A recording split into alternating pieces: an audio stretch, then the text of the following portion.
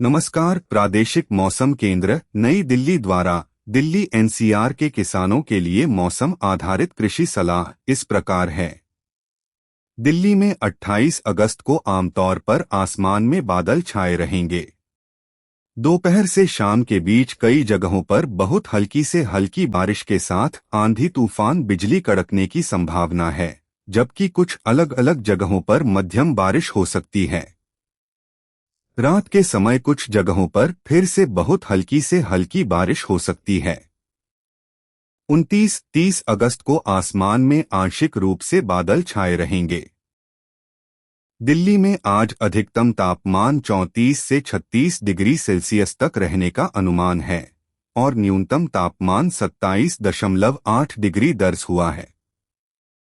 अगले 3 दिनों के दौरान अधिकतम तापमान में कोई खास बदलाव नहीं होगा और न्यूनतम तापमान में 1 से 2 डिग्री की कमी होने की संभावना है।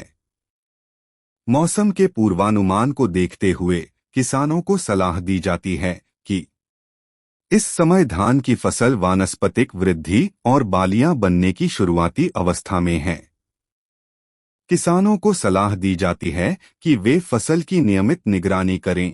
यदि तना छेदक की संख्या ETL आर्थिक नुकसान के स्तर से अधिक हो तो प्रभावी नियंत्रण के लिए ग्रेन्यूल्स का छिड़काव करने की सलाह दी जाती है। तना छेदक की निगरानी के लिए धान के खेतों में कीट विशिष्ट फेरोमोन ट्रैप लगाने की सलाह दी जाती है।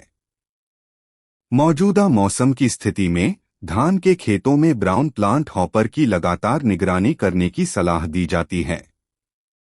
किसानों को सलाह दी जाती है कि वे फसल के खेत के बीच में जाकर पौधे के निचले हिस्से में मच्छर जैसे कीटों को देखें।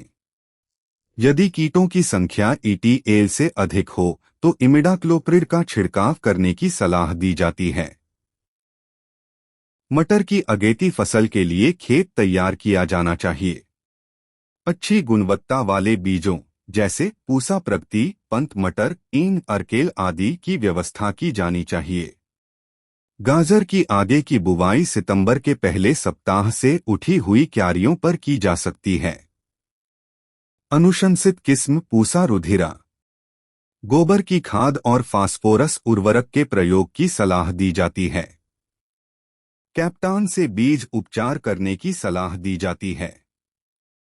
अच्छे अंकुरण के लिए मिट्टी में नमी की मात्रा सही होनी चाहिए।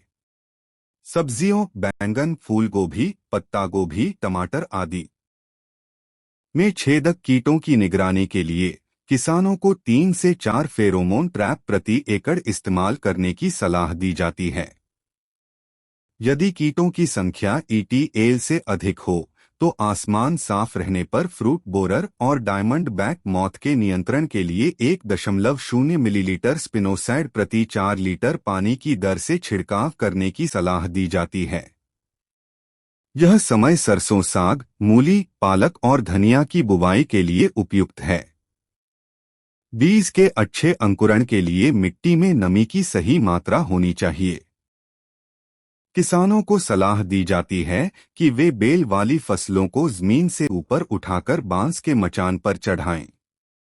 भिंडी, बैंगन और मिर्च की फसलों पर माइट और जैसिड, हरा तेला के हमले की लगातार निगरानी करने की सलाह दी जाती है। किसानों को सलाह दी जाती है कि वे कीटों की संख्या पर नजर रखने के लिए लाइट ट्रैप प्रकाशपाश का इस्तेमाल करें। इससे फायदेमंद कीड़ों को कम नुकसान होता है। लाइट ट्रैप बनाने के लिए पानी और किसी कीटनाशक की कुछ बूंदों के मिश्रण वाले बर्तन, प्लास्टिक या टिन के ऊपर एक बल्ब लगाना चाहिए। कीड़े रोशनी की ओर आकर्षित होते हैं, घोल में गिरते हैं और मर जाते हैं। कृपया लाइक, शेयर और सब्सक्राइब करें। धन्यवाद। नमस्कार। प्रादेशिक